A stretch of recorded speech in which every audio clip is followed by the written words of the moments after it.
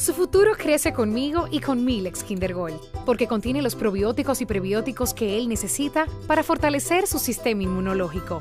Por eso soy una mamá leona y siempre cuento con Milex Kinder Gold, la leche recomendada por pediatras que saben de nutrición.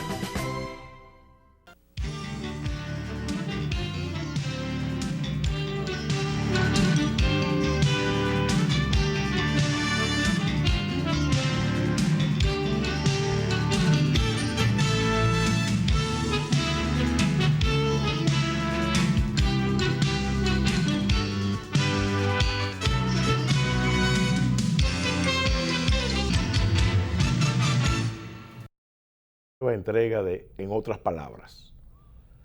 En esta ocasión nos satisface mucho contar con la presencia del general José Miguel Soto Jiménez, exministro de las Fuerzas Armadas, escritor, historiador, miembro de la Academia de la Lengua y de la Academia de Historia de República Dominicana.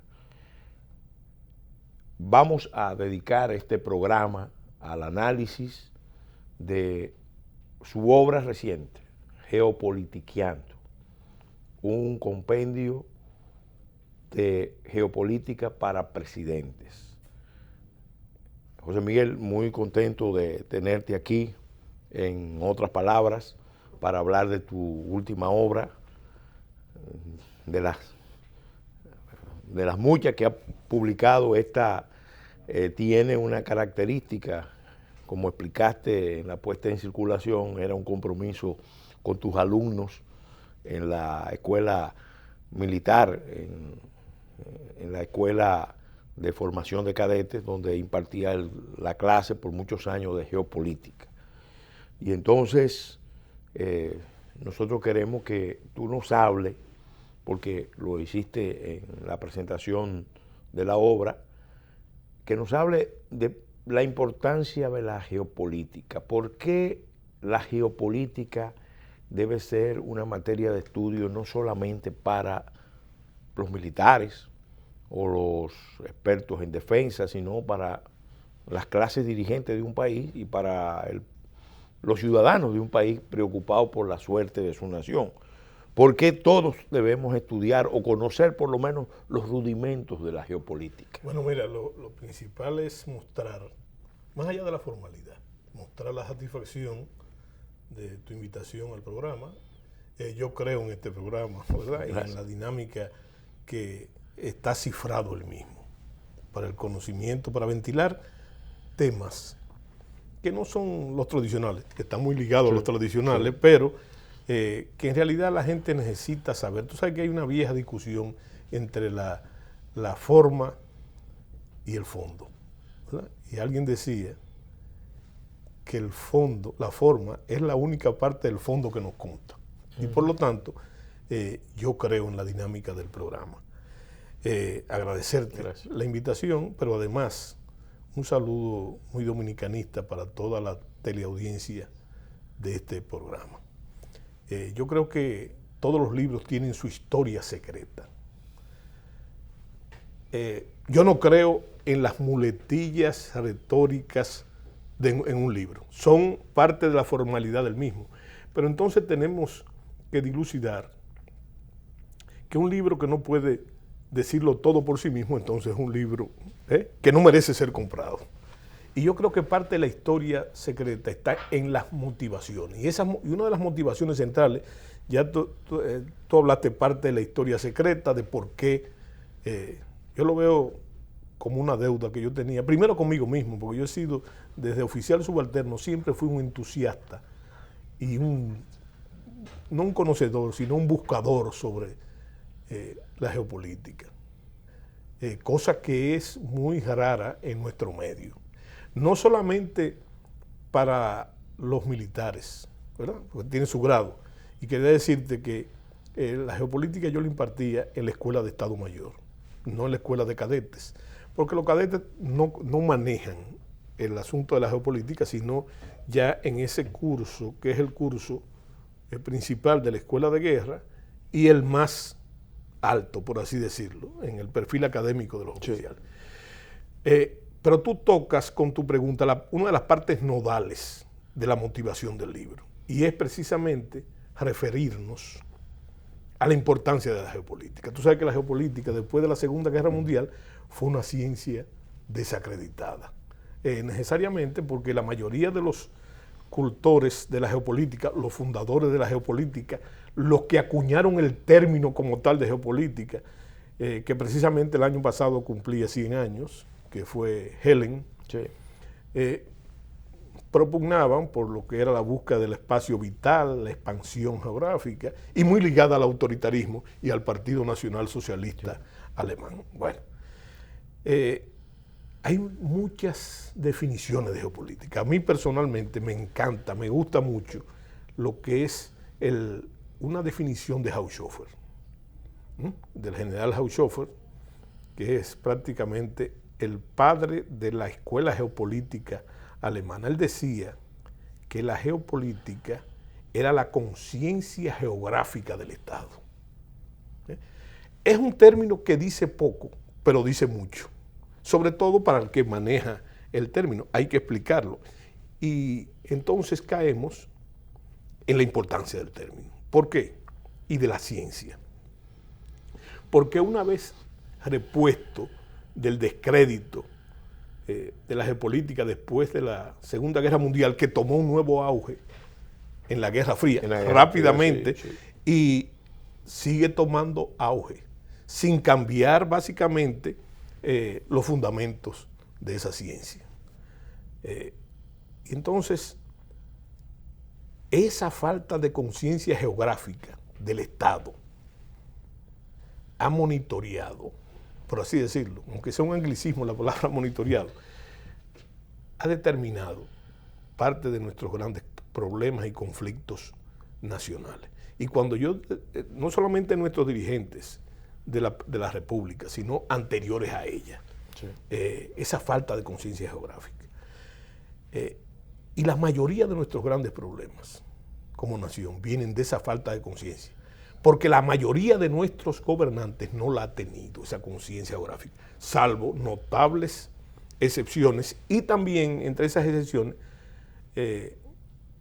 gente o pensadores que no han llegado al poder, pero que han manejado el término de geopolítica, que debe ser no solamente un compendio de geopolítica para presidente. Sí. Yo creo que la geopolítica debe alcanzar toda la clase política.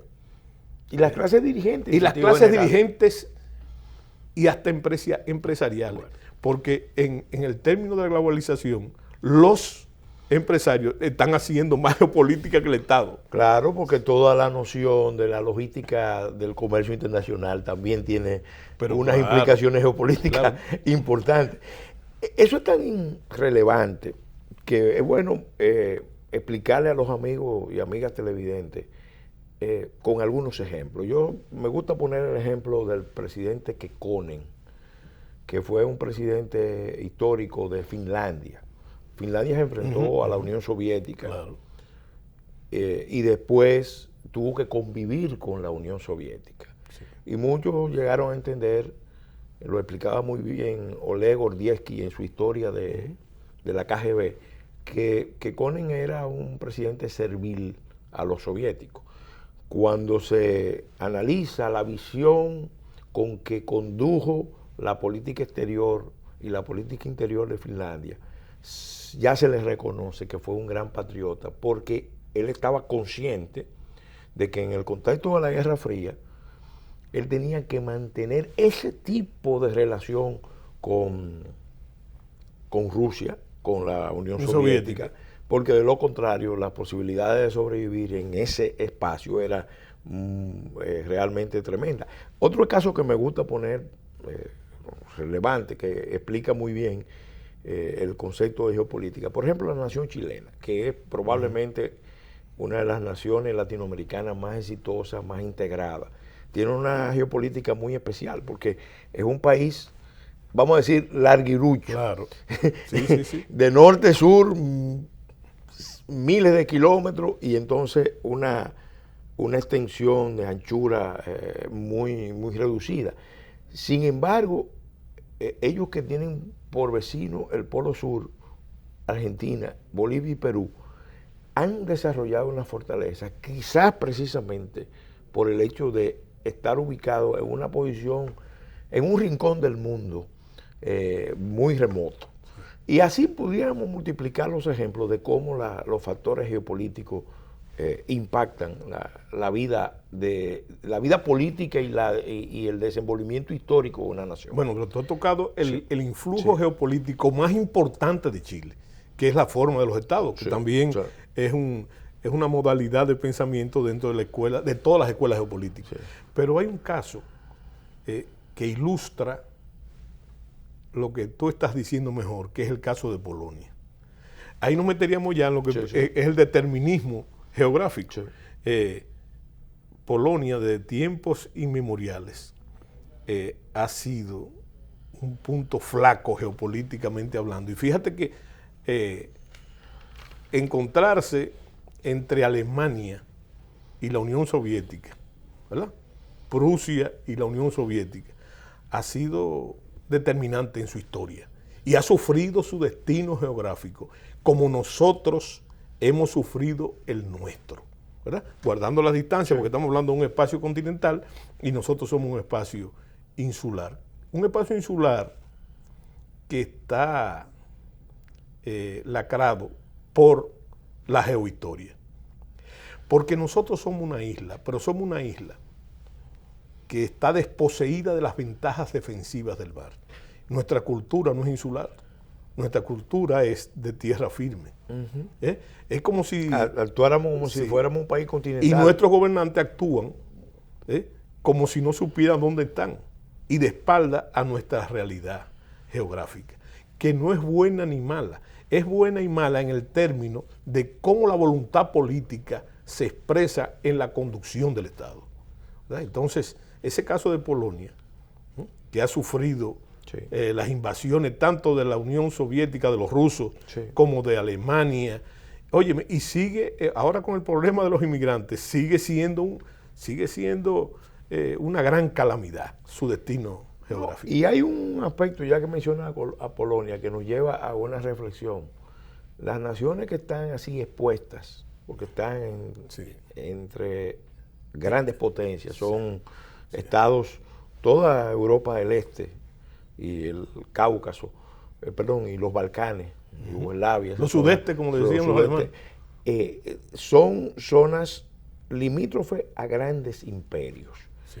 Y por eso mismo, para poder sobrevivir, compensan la exposición de riesgo que implica estar entre grandes potencias que están en tensión y conflicto, con una fuerte identidad nacional. Claro. Porque Polonia ha podido sobrevivir por su fuerte identidad nacional. Claro. Recuerda lo que cuando Stalin preguntaba cuántas divisiones tiene el Papa.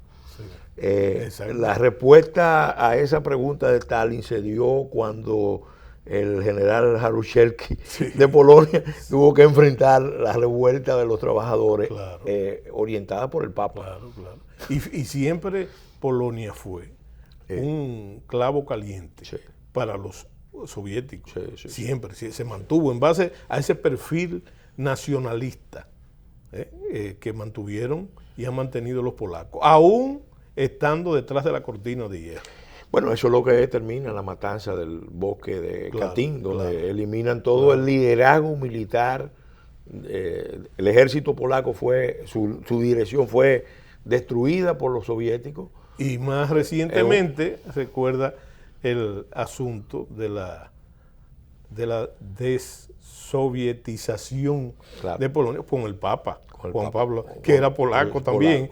Pero fíjate la influencia que sigue teniendo en virtud a esa posición geográfica. Yo pienso que ese fue la pieza del derrumbe que desencadenó. Cuando sacaron esa pieza, todo se vino abajo. Bueno, y lo importante es buscar esas analogías, ¿verdad? Y debemos entrar entonces en nuestro caso. Eso lo vamos a tratar en el próximo segmento. Muy bien. Ahora vamos a hacer una pausa y continuamos.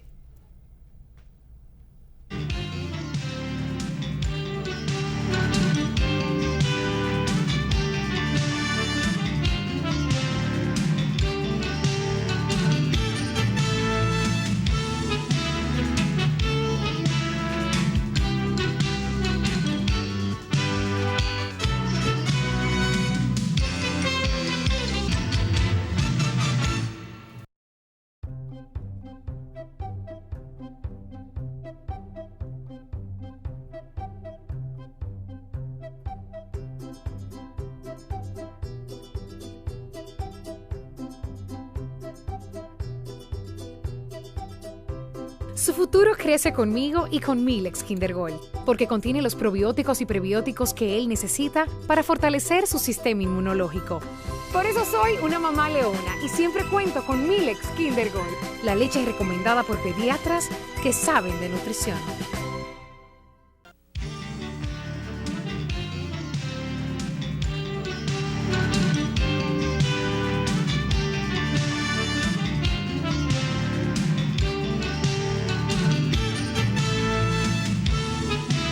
Con este espacio, en otras palabras, donde estamos analizando los contenidos de la obra Geopolitiqueando del general José Miguel Soto Jiménez.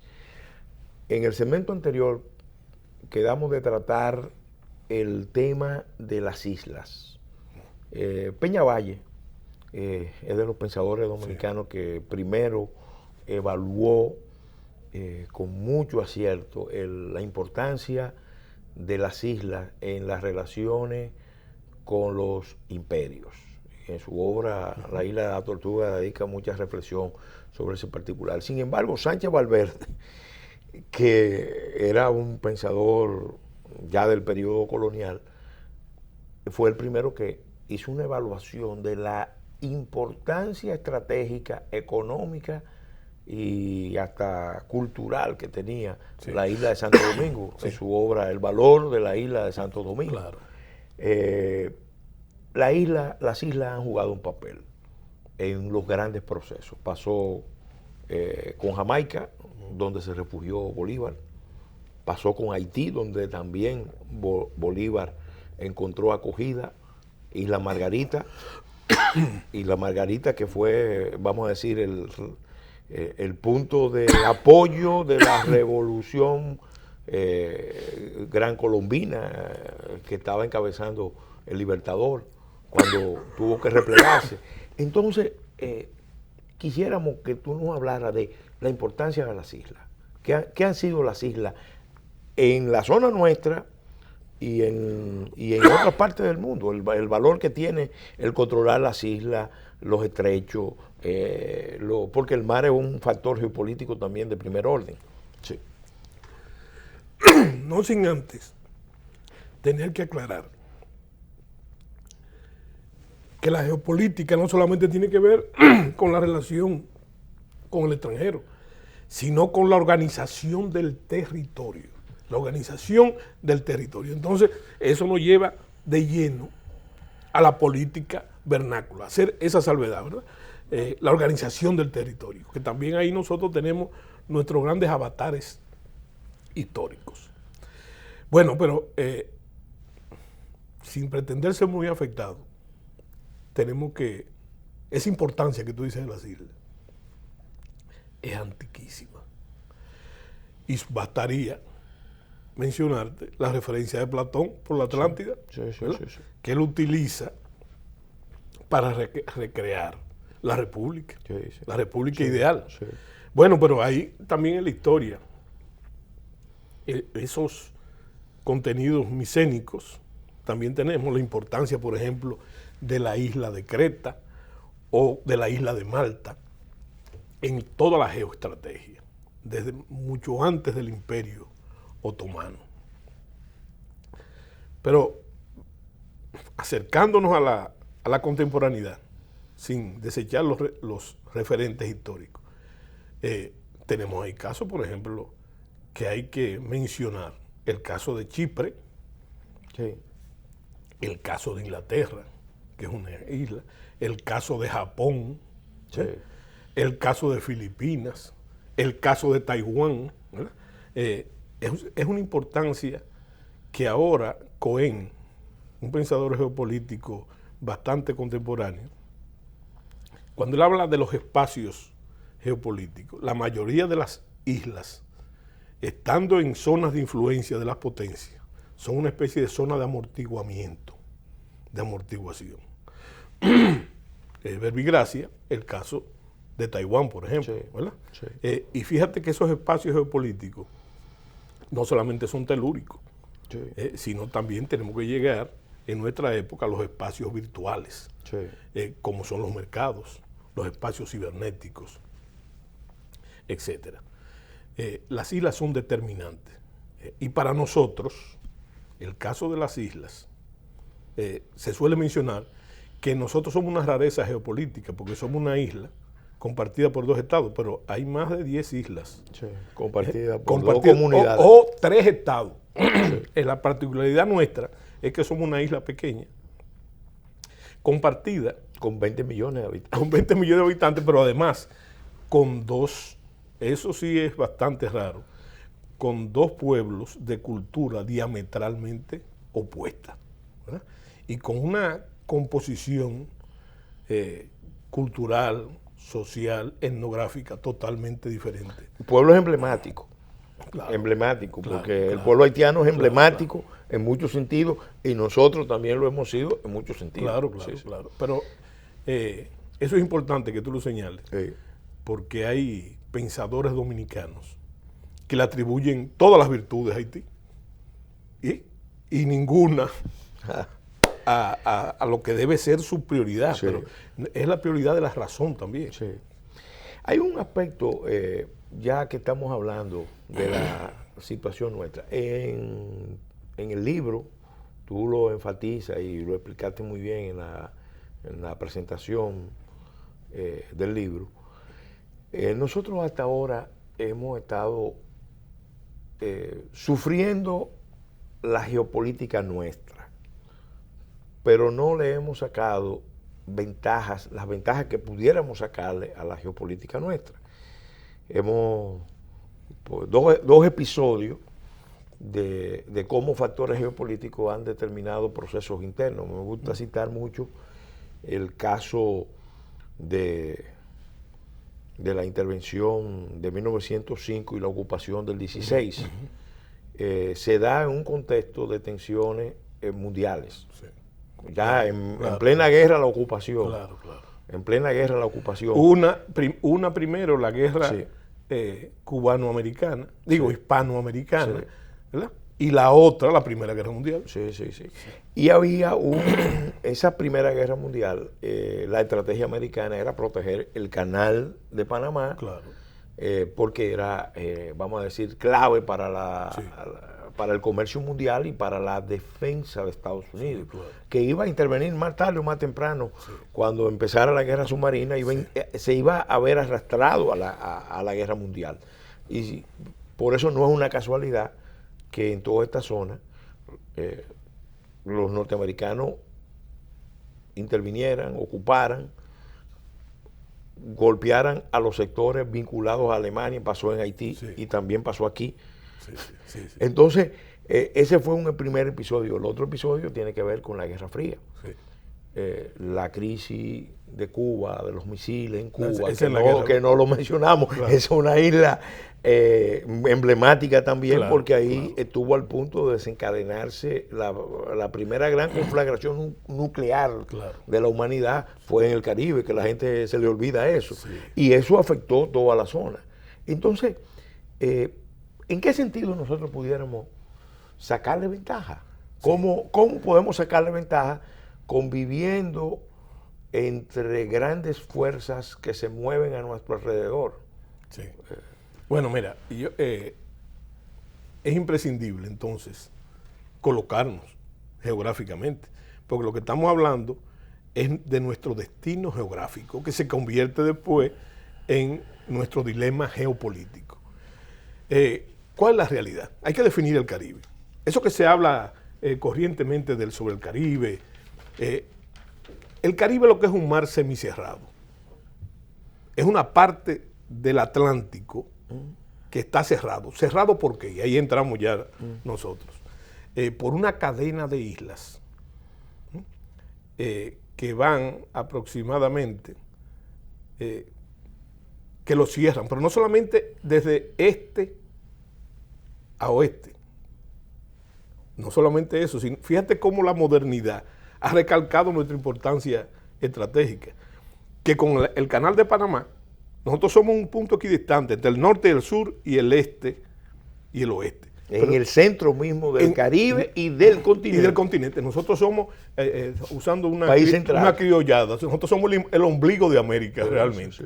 Nosotros somos el centro geográfico del Caribe insular. Y por lo tanto, y geológicamente lo somos. Sí, sí, porque esas cadenas de islas tienen un origen geológico común. Pero fíjate que nosotros dentro de ese esquema somos no solamente el centro geográfico del Caribe insular, somos el centro geográfico de la frontera.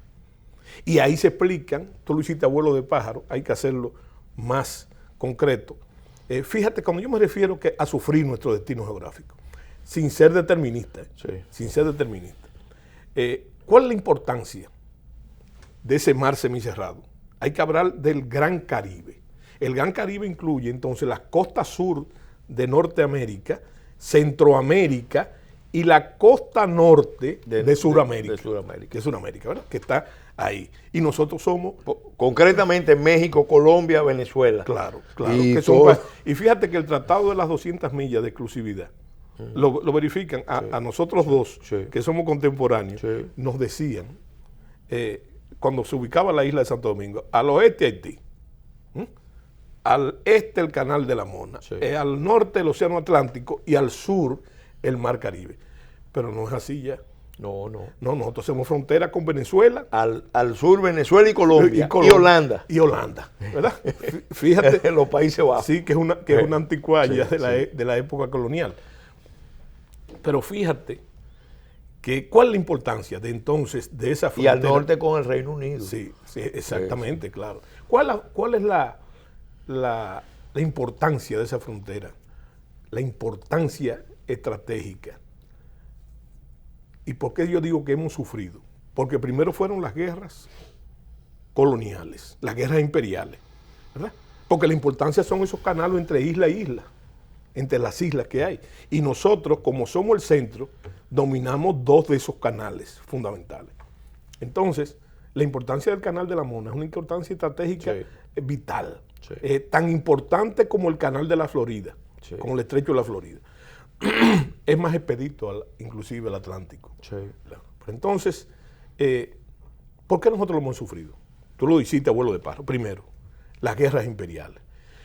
Aquellas potencias europeas que le disputaban a España una zona y un territorio que España no estaba en condiciones militares de defender, ¿verdad? Y además hay que recordar que cuando eso pasaba, la mayoría de las potencias europeas estaban entrando en el precapitalismo. Y España estaba saliendo de un feudalismo tardío. No había capacidad preindustrial. Los otros países, y fíjate que todo lo que sacaban del continente había que llevarlo al mercado de Flandes para que esas potencias entonces lo convirtieran en bienes de consumo. Bueno, pero resulta que, siguiendo tu línea, terminan esas guerras imperiales. Pero hay una sustitución de imperio, porque nosotros, a partir de la escuela esta, no solamente de Monroe, sino del destino manifiesto, entonces caemos en el área de una potencia que está naciendo, y está naciendo en base a la expansión colonial, ¿verdad? Primero fue de este a oeste, la marcha hacia el oeste, ¿verdad? Donde salieron perjudicados los mexicanos. Bueno, pero... Y los tejanos. Sí, sí, es verdad. Pero recuerda también que dentro de ese proceso compraron todo lo que es Luisiana, se la compraron a los franceses, a Napoleón, ¿verdad? Y fueron con otras negociaciones, se hicieron de Alaska. Ya que tú mencionas ese caso, es bueno resaltar que el plan original de Napoleón era usar la isla de Santo Domingo como punto de apoyo para concentrar tropas y luego enviarla a Norteamérica en el proyecto de construir, que lo ideó con Talleyrand, un imperio francés en Norteamérica que se interpusiera entre la nueva República Americana y el Imperio Español. Y lo pactaron con los españoles. Pero la derrota aquí y en Holanda, las tropas francesas, cambió los planes. Y por eso Napoleón termina vendiéndole a Estados Unidos por $5 millones, creo, la Luisiana. Sí, pero el destino manifiesto básicamente monitoreó, por así decirlo, la expansión hacia el oeste. Pero luego, entonces vamos a tener que, en base a esas adquisiciones, Ya cuando se ha completado esa expansión, entonces viene la doctrina Monroe. Sí. Y es esto que tenemos en el Morral, a nivel de territorio y de espacio. Y el Colorario Roosevelt. Claro, entonces vamos a utilizarlo con a extraerlo, a separarlo de los intereses europeos. Pero lo que tú has significado en la importancia está en una escuela geopolítica norteamericana más reciente. Después de esas dos doctrinas, viene la doctrina Mahan. El almirante Mahan. Y fíjate, sí. Eso lo vamos a analizar en el próximo segmento. Sí. Ahora vamos a hacer una pausa comercial y continuamos tratando el tema de ya el mar, sí, y la doctrina Mahan. Sí, sí.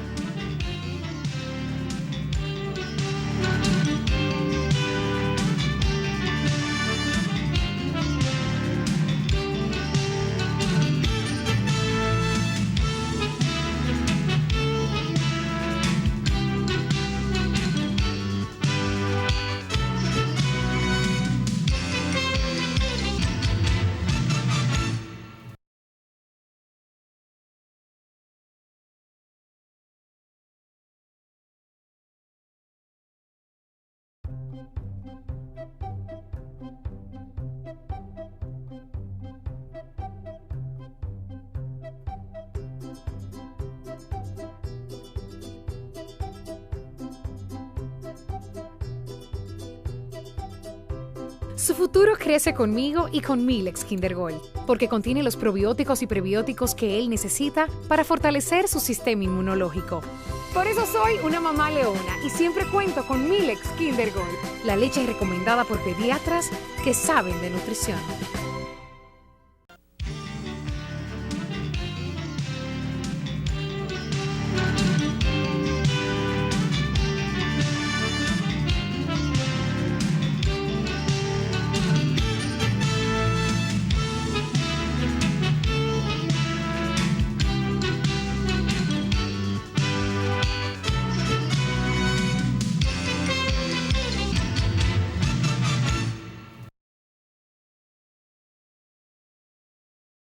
Continuando con este espacio, en otras palabras, donde estamos analizando con el general Soto Jiménez su obra reciente, Geopolitiqueando, compendio de geopolítica para presidentes. Estábamos tratando en el segmento anterior el tema de la visión norteamericana. En cierta forma, Estados Unidos es lo que llamó Raymond Aron una isla continental. Un continente aislado de los demás continentes. Claro. Y eso evidentemente determinó que esa potencia, desde ya los primeros años, en los albores de la construcción de su visión nacional e imperial, el mar quedara integrado fuertemente en su visión. Y hay un almirante norteamericano, Mahan, sí, que formuló una doctrina sobre el particular. Ya había un antecedente, porque Inglaterra, claro, era una potencia, una isla relativamente pequeña en un extremo de Euroasia, y resulta que era el factor clave en la estabilidad continental. Claro. Lo que hacía Inglaterra era buscar los equilibrios continentales para que ninguna potencia continental dominara el continente europeo, y después en ese rejuego fue construyendo todo un gran imperio marítimo y también mundial, porque controló continentes y subcontinentes enteros, como la India, parte de Norteamérica. Entonces, la visión norteamericana. Sí. La visión norteamericana en ese momento. Y su evolución. Recuerda que pasó el destino manifiesto, pasó la doctrina Monroe, se completó la expansión continental, ¿verdad? Quedó necesariamente incluida ya el destino del Caribe como área de influencia. Sí. Y tiene y no solamente una importancia retórica, sino real, porque la mayoría de los granos, sobre todo, y lo sigue siendo todavía, pero el material fabril que iba a Europa salía de los puertos del sur de Estados Unidos y tenía que cruzar necesariamente por la frontera imperial, o sea que era clave. Pero antes recordemos lo que decía el almirante Nelson. El almirante Nelson decía, mira, la corona puede hacer generales de marina, pero solo el Caribe puede hacer almirante. Y entonces en la historia nacional nosotros sufrimos ese escenario, no solamente con Nelson, sino todo eso de la piratería, todo eso era una forma de guerra imperial. Ese Drake que se habla todo. Guerra irregular, eso era guerra irregular. Pero era un lord del almirantajo. Sí. Bueno, terminó siendo un lord del almirantajo. Entonces, ¿cuál es la importancia de Mahan? No solamente que es el preconizador de la escuela naval, sino que nos instrumenta y nos condena a nosotros en nuestro destino geográfico, porque él dice que para que los Estados Unidos sea una gran potencia, necesitaba construir una flota de altura, una gran flota que la construyó, necesitaba un canal transoceánico y le compraron, a los franceses le compraron los derechos, pero óyeme, sin que esto sea oneroso, construyeron un país, oye, le quitaron terreno a Colombia. Atizaron la secesión de Panamá. Pero ahí venimos nosotros. Él decía que necesitaba una colonia en el Caribe, que necesariamente, preferiblemente Santo Domingo. ¿Por qué Santo Domingo? Por lo que decíamos que es el centro geográfico del Caribe insular, ¿verdad? Pero también hay otra cosa. Y Samaná, concretamente. Concretamente, que ya era un proyecto francés. La ciudad Napoleón, etcétera, etcétera, con muy buen ojo estratégico del general Ferrán. Pero el problema es que pasó un evento que nos libró en parte, en ese momento, de esos planes de Mahan, porque los Estados Unidos adoptaron la política Mahan definitivamente a finales del siglo XIX y a principios del siglo XX. ¿Qué pasó? La guerra hispanoamericana. Entonces, la guerra hispanoamericana le brindó a los Estados Unidos no una colonia, sino tres. Que Puerto Rico, Cuba y Filipinas. Tres islas, ¿verdad? Y entonces, eso amortizó. Ahora viene un caso insólito. Que ellos fijaron la atención con la gestión de Frederick Douglass, se frustró porque él se opuso. Fijaron la atención en Haití. Ellos querían que en el norte de Haití se construyera la base militar también. Pero fíjate una cosa, hay un documento interesantísimo. O sea, no es un documento, cuando yo hablo de documento, estoy hablando en sentido genérico. Sí. Hay una colección de la revista National Geographic. Y ahí está el interés no solamente en la isla de Santo Domingo, sino las características disímiles entre Haití y la República Dominicana. Y hay, mira, desde el 98, ya los americanos, por esa revista, están, tú lo tomas y tú vas a ver que lo que ellos dicen en ese momento era lo mismo que nosotros estamos debatiendo hoy en día, y hablan mucho de forma pesimista sobre el caso haitiano y por qué se frustra ese proyecto que tú decías. Pero mira, pasa entonces la guerra hispanoamericana. La doctrina Mahan sigue en desarrollo. Pero hay que barajar el caso del presidente Wilson. Woodrow Wilson, que había jurado que los Estados Unidos jamás usaría las armas para cobrar sus deudas. Pasa un desmentido en el 16. Pero tú mencionaste un detalle que nadie menciona. Es el detalle de la intervención del 5, ¿verdad? Que fue una intervención y fue una intervención bastante cruda, porque ahí está la matanza de los caudillos de Guayubín y cómo parte de la flota americana se cifró en Manzanillo. Es más, el almirante a cargo y el comandante y el embajador estuvieron presentes en el sitio de Guayubín, para asegurar de que eso se cumpliera. Ahí hay pecados que no vamos a mencionar, pero no pecados, sino la falta de conciencia geográfica. geográfica de nuestros gobiernos. Bueno, el derrocamiento de Jiménez, claro, en medio de la guerra, sí, usando los términos, los motivos, explica muy bien que no había conciencia geográfica, porque con un escenario de conflicto mundial, de guerra mundial, claro, promover el derrocamiento del presidente totalmente absurdo. sobre las bases que lo estaban promoviendo era convocar a la intervención. Claro, porque nosotros Sí. vivimos de espalda al mar. Sí. Yo siempre digo que el padre de la patria haitiana es Osorio. Cuando Sí, las devastaciones, sí, sí, porque sí. él creó las condiciones con una falta de conciencia geográfica enorme, pero del patio, para que naciera la República Haitiana. Él creó las condiciones, Osorio, por un término que todavía se está discutiendo, las verdaderas razones. Bueno, pero entonces tenemos la gravedad de pensar que dentro de la doctrina Mahan, hubo un adendum. Y ese adendum fue la política del garrote.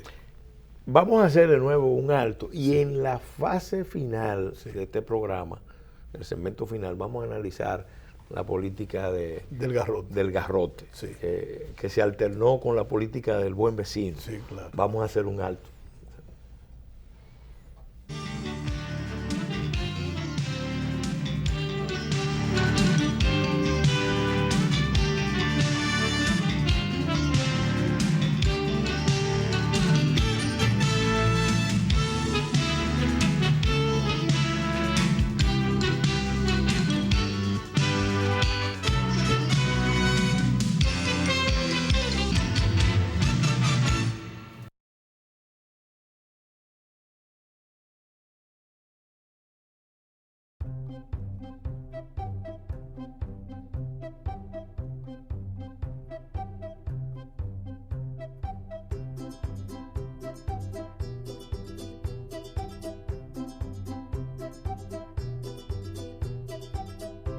Su futuro crece conmigo y con Milex Kinder Gold, porque contiene los probióticos y prebióticos que él necesita para fortalecer su sistema inmunológico. Por eso soy una mamá leona y siempre cuento con Milex Kinder Gold, la leche recomendada por pediatras que saben de nutrición.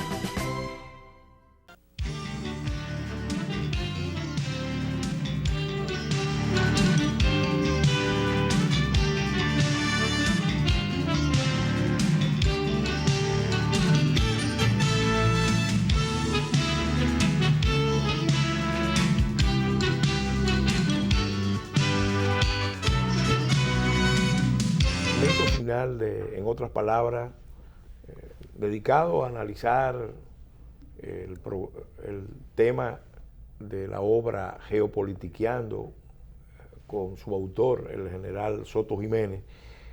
Quedamos abordando el tema del cambio de la política norteamericana del gran garrote, sí, que se aplicó con dureza en toda la región del Caribe y en República Dominicana. Ese giro, ¿por qué se produjo? ¿Y cuáles fueron las implicaciones? Yo creo que una cosa trae la otra, aunque parezca un cantinflar, porque resulta que con el control ya de la frontera imperial, entonces había que explotar el éxito. Y entonces, en los preámbulos de la Primera Guerra Mundial, fíjate que hay que meter a México ahí. Sí, sí. Hay que meter a México. Fíjate entonces, no podemos obviar a Nicaragua y el caso de las llamadas repúblicas bananeras, sí, sí, ¿verdad? Que son parte de la expansión de ellos. Pero aterrizando aquí en el centro geográfico del Caribe insular, hay que tomar en cuenta que los norteamericanos entonces primero ocupan Haití, por las razones que tú dijiste, sí, con un regimiento de infantería marina. Y después ocupan Santo, porque comprenden la relación entre los dos pueblos para sus fines, o sea, lo que nosotros llamamos el control de la población y sus recursos. Sí. Y entonces, hay un detalle que yo quiero que tú me permitas recrear. Claro. Y es el caso que, fíjate, ellos crearon en todos estos países, en vísperas de esa ocupación del Gran Garrote, la ocupación del Caribe y de Centroamérica, ellos crearon las contabulares, que no son la ejércitos. Contabulares, sí. Las fuerzas contabulares, que era para creadas, es gendarmería. Una gendarmería. Es una gendarmería. Pero fíjate que cuando estalla la Primera Guerra Mundial, ellos tienen que sacar los 2 regimientos de infantería marina y mandarlo a Europa. Y entonces que se comienzan a crearse la gendarmería para que hicieran de forma local, conformaran sus planes estratégicos. Y entonces, lo que yo quiero que tú me permitas recrear es que donde quiera que ellos crearon La fuerza contabulares. las fuerzas contabulares, desaparecieron. En todas partes, menos aquí. Y eso tiene una razón de la expansión que hizo Trujillo del aparato militar. Trujillo lo expandió, fue más allá de la contabulares, pero fíjate que en Cuba desapareció con la revolución cubana, ¿verdad? En Haití, con el ascenso, la intervención norteamericana, ¿verdad? En Panamá, con la llamada causa justa. sí. Donde quiera desapareció, solamente ha prevalecido. Pero también hay bueno destacar que el único punto del continente donde las tropas nacionales se han enfrentado a las tropas norteamericanas fue aquí, en República Dominicana. Claro. Y ahí sería objeto ya de otro programa. Pero fíjate ese detalle. ¿Por qué? ¿Por qué han prevalecido aquí? Y las Fuerzas Armadas han sido el instrumento de transición, por así decirlo, en los últimos 60 años, inclusive de la dictadura trujillista, en algunos casos instrumentalizados por ellos mismos, pero han permanecido, que es lo importante. Y entonces quisiera recalcarte al final del programa la reflexión que debe despertar el libro. El libro Geopolitiqueando precisamente, no solamente un libro de referencia, un libro de texto, sino también impulsa la necesidad de una creación de una escuela geopolítica dominicana. Ahí yo quiero que nos detengamos, porque hay un tema que es medular. Sí. En la geopolítica de la isla de Santo Domingo, que fue el título de una conferencia que yo impartí hace muchos años ante el Instituto de Generales y Almirantes en Retiro, IGAFAR, cuando lo presidía el general Oscar Padilla. Padilla Medrano. Que fue embajador en Haití. Embajador en Haití. Yo hablaba del tema de la geopolítica marcada por un dato incontestable. En Haití hay un estado fallido. Es zona de desastre ecológico, zona de desastre sanitario, virtualmente una ausencia propiamente de Estado. De hecho, en esta obra, Crisis Locales y Seguridad Internacional, el caso haitiano, que es una recopilación de ensayos del Ministerio de Defensa, cuál es una estrategia español, del Instituto de Estudios Estratégicos y del Instituto General Gutiérrez Mellado. Hay incluso un cuestionamiento al enfoque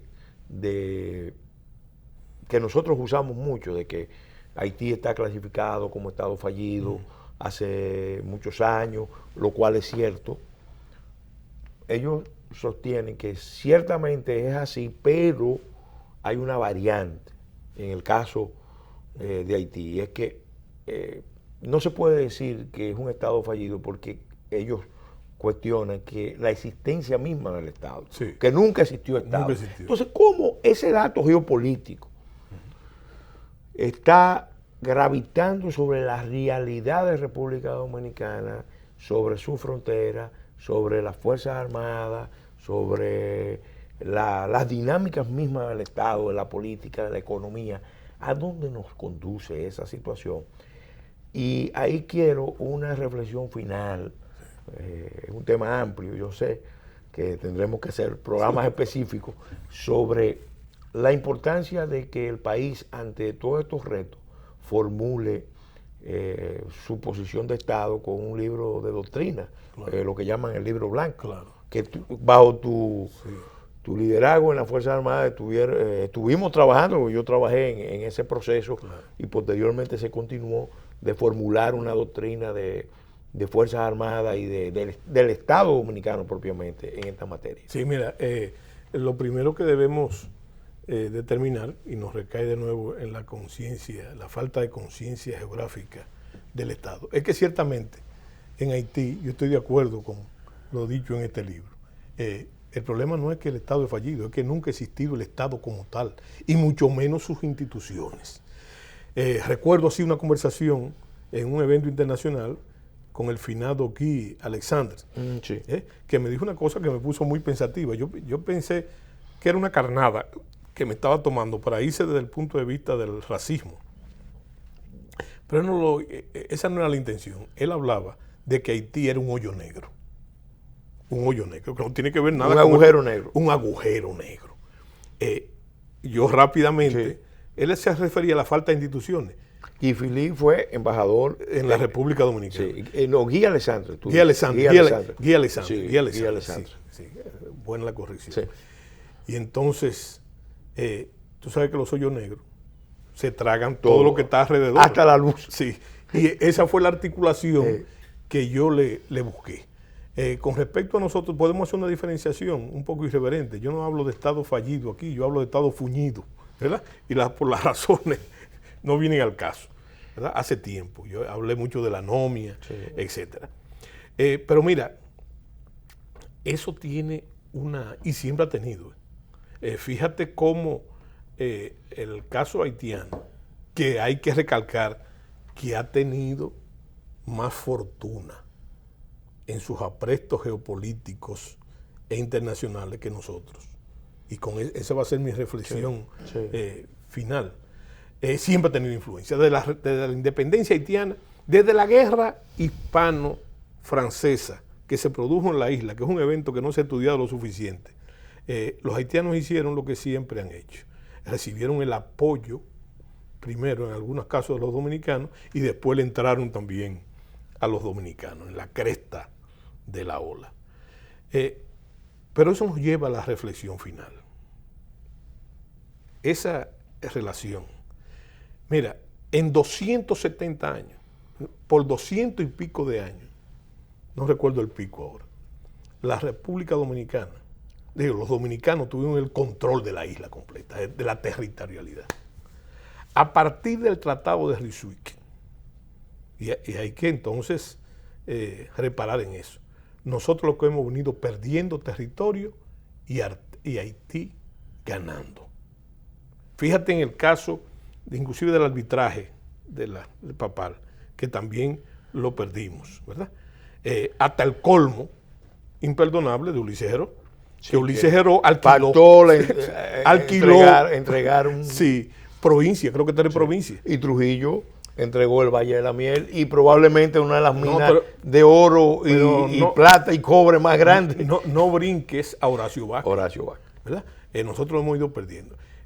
¿Cuál ha sido el síndrome? El síndrome es que nosotros somos o malos negociadores o que no hay conciencia geográfica del Estado con asuntos vitales. Pero sin embargo, ha habido también desde República Dominicana un ánimo de dominio de la isla. Claro. Porque Trujillo ejerció hegemonía allá. Y dice Badín Garrido Puello, sí, que Lili estaba preparándose para ejercer liderazgo en Haití. Sí, claro. Dominio claro. en Haití. Y razones tenía. tenía.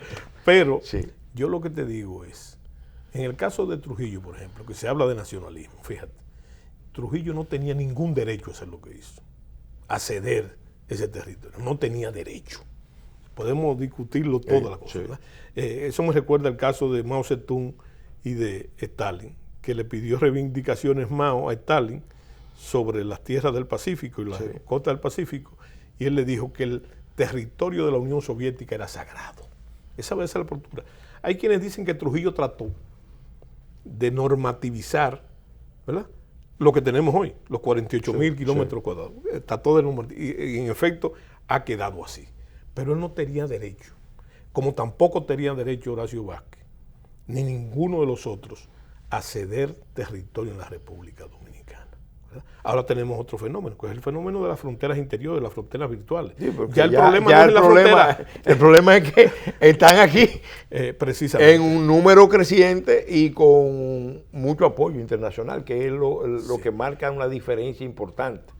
Hecha esta salvedad, entonces, debemos determinar que es en nuestra generación y las generaciones del porvenir que tienen la obligación de preservar esto que tiene muy mal antecedente, porque hemos ido perdiendo territorio. Y en base, fíjate... No, y batallas internacionales. Pero fíjate, un detalle interesante, Sí.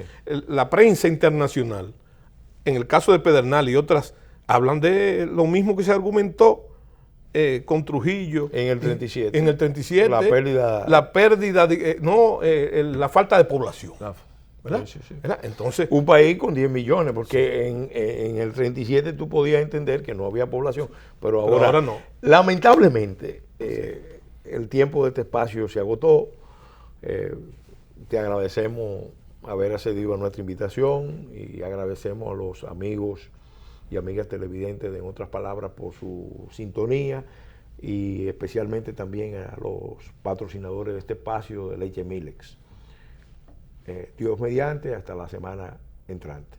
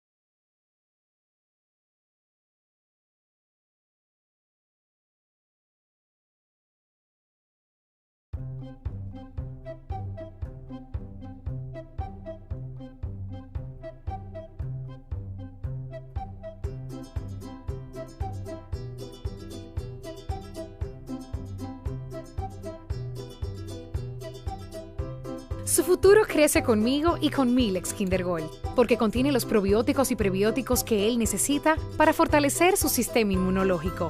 Por eso soy una mamá leona y siempre cuento con Milex Kinder Gold, la leche recomendada por pediatras que saben de nutrición.